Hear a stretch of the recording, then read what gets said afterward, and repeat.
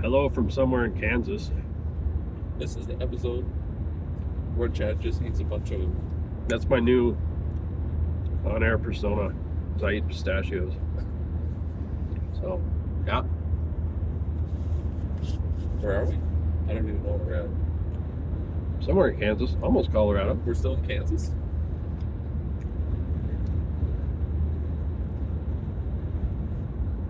It's not telling us. Oh, Yeah, we're still in Kansas. We still got to charge one more time in Kansas. How many times did we charge this time? This trip? This 590 miles? 5 times? So far, 4? 4. And then that will be the 5th. That will be 5. Which is about normal. 120, 140 miles per. Yeah, it doesn't get the greatest of range. No. Even when we have a 30-mile-an-hour tailwind, we still don't get the greatest of range. By the way, I'm going too slow. Too slow. Pick it up. So we are headed. Today was Hallet Motor Racing Circuit near Tulsa, Oklahoma. We accidentally skipped an episode. A fun little track. Yes, that's true. That I have been to 3 times and never driven. But how was it out there today? How many other tracks are like that? It's getting to be too many. Yeah. We definitely should make a trip to Hallet for fun. Yeah. Because it's awesome. They Do that in Eagles Canyon. Yeah, Eagles Canyon, true. Eagles Canyon is awesome too. Hallet repaved all of the corners and about 80% of the braking zones. So it's in pretty good shape. And it is fun. It is over. There's 3 times maybe where it's blind over crest. Lots of downhill braking. So you're really on them. Feels like you're about to go into the trees or the swamp. Yeah. And yeah, it's a good time. Seems like a good track for this car. Yeah, it's really good for this car because there's several acceleration zones that are uphill. So where other people are out of gear or yeah, all that kind of stuff. This thing just pulls like a freight train up the hill. A couple times today, once in the first session and then once in the afternoon as well. For whatever reason, it didn't want to go power outside around up the hill. But for the most part. And you were saying you thought they might have changed the track mode stability control or the traction control or something? Or? Yeah, I'm not sure, of course, but it does feel like it was pulling calipers more. And the other thing is because we switched the front brakes, they're now huge, not exactly calibrated to the ABS.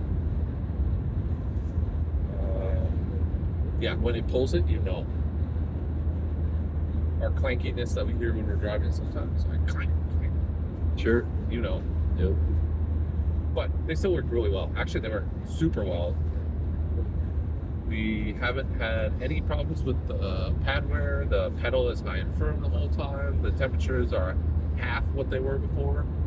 They are fantastic. I do not know how we could do any better, to be honest. We were able to charge the car up. There was a local Francis Energy slow DC fast charger that allowed us to charge up in the morning. We didn't get a hotel last night. We canceled the hotel because in essence we were sleeping at superchargers and just sort of plodding our way along, trading drivers and sleeping. Yeah. Till I think we got to the track at like 4:30 or something like 3:30. that, or 3:30. Well, the first time it was 3:30. Then we realized we needed to charge. Then we went back to the charger. Then we came back to the track. Yeah. Yeah. Which is kind of always the plan. Yeah. It worked out ish. As long as you don't care about sleeping much. I think that the sleep along the way thing actually works reasonably well because you have to stop anyway. So if you stop a little bit extra to get 45 minutes for an hour of sleep, Then he can go another couple hours and he gets swapped. Then somebody else can sleep for 2 hours or whatever. Yep. As long as you can sleep in short chunks, it works okay. And the day before Sunday, yesterday, I guess, we were at Nashville Super Speedway, which is a very beautiful NASCAR facility. Yes. Outside of Nashville, Lebanon, Tennessee, I think it's called. Really beautiful facility. It's a roval, so use part of the oval. In this case, you kind of jump onto the tri-oval from going across the apron somewhere at the end of NASCAR 4, then go through the tri-oval and then dive down into turn 1 coming off the banking, which is pretty entertaining to watch. Some of the guys that are really trying to get time, they won't brake until they come off the banking onto the apron, and then they're kind of chasing the car a little bit through turn 1. But I think you were taking it easier. I was taking it much easier. I was trying to make sure that I didn't bang the bottom of the car. Yeah. Depending on how wide you go, and like you said, depending on how fast you go, you will definitely bottom the car out. So the rest of the track is kind of autocrossy and squirty with some short straights, and it seems to suit the car well also. Yep. Yeah, reasonably well. The first session, I didn't think that I drove particularly well. A little rusty at that track, having not been there for a while. The time wasn't spectacular. I also hit the curb that you're not supposed to hit. Makes the car go up in the air. So that wasn't great. Going onto the banking on the backside is nothing. It's no problem at all. Getting off the banking on the backside, you have the same problem. Where you could probably go across more and be faster, but it's harder on the car. So that's the key with one lap. Is it's a game of attrition as much as anything else. You really don't want to obviously break the car, but you can't even miss one event. If you perform significantly poorly in one event or miss it altogether, you're sort of out of the running for anything high, like a top 3 podium or a top 10. We missed one event in 2023 due to a self-induced tire issue, and it resulted in, I think we got 17th that year, even though we came back and finished high in some of the events. we technically won Hallet twice. That's right, yeah. But by that point, that not only did we miss one event, we missed 2 events there. Yeah, It was like two, double. so I should say That's 2 the whole events. day. Whole day at Atlanta. Yep. And then Road Atlanta. So Nashville on 3 tires. yeah, Nashville, which I don't recommend that No, unless that was you a bad idea. want to be mowing grass like you were. Yes. Yeah, so we are headed to High Plains Raceway and kind of outside of Denver. We have had significant tailwind because we are driving into a low pressure system, a storm of some kind. It was 85, up close to 90 today in Hallet, and it was mostly in the 80s throughout most of our drive. And now it's dropped down to 65, but the wind is quite strong. Straight into the storm. Straight into the storm.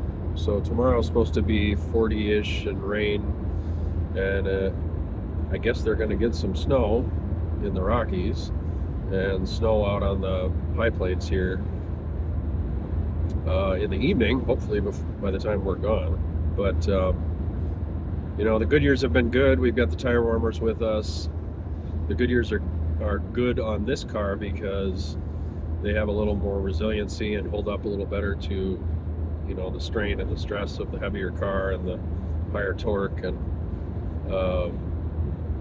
they've been a good car, a good tire, but you have to warm them up ahead of time, especially since we can't really go hard on the outlap with the car because we have a temperature window that we have to try to optimize starting the car out not too cold, but relatively cold, and then not letting it get too hot by the end of the third lap.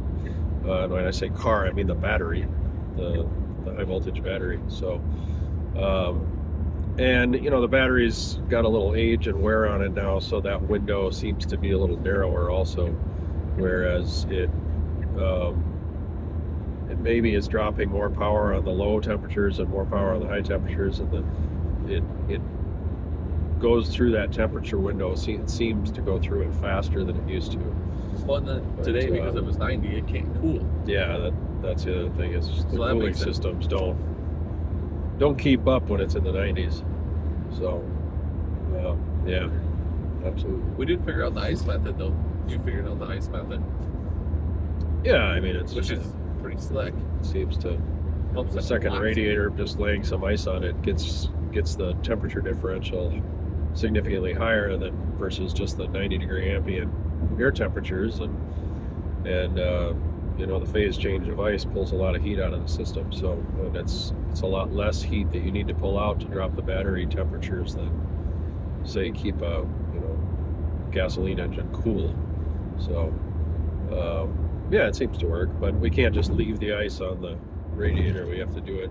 Sadly, one of the nifty tools we had from Mountain Pass Performance was the ability to put the car in max cooling mode anytime we wanted, and most significantly, when we charge the car, we can put it in max cooling mode, so we can do two things at once. And the amount of time we have, especially one lap between the morning session and the afternoon session, it's like 3-ish hours, and that seems like a lot, but we have to charge the car, and so sometimes we have to drive off site to charge and then come back and then charge again. Then cool it. And then we have to cool it. And then heat the tires. Yep. And then get it ready. Yeah, exactly. Everybody else has 2 to 3 hours to relax in between, but we're basically going nonstop. Yep. Yeah, exactly. Most days. Not every day, but most days. And getting all that right and timing all that is a challenge. It's a fun challenge, but it's a challenge. And unfortunately, if you can't charge and cool the battery at the same time, then you're sort of having to sequence these things rather than have them running in parallel. Plus, we have to use energy that we would otherwise want to use to drive to cool it. It's like double bad. Forgive me, I'm just on the outskirts of a cold from last week and the week before, so I've been sniffling and sneezing and probably driving you crazy. That's bad. So that's the technical fun stuff with this car. Tech Talk with Chad. That's right. What positions did we actually? We were 6th. So the first one at Nashville was qualifying. Yep. That was 6th. The second session I drove better, and I think you got 4th or something. 4th? Okay. Yeah. And that put us in or third, 4th or 3rd. We were tied for 5th after Nashville. Okay. And I think right now we're tied for 3rd.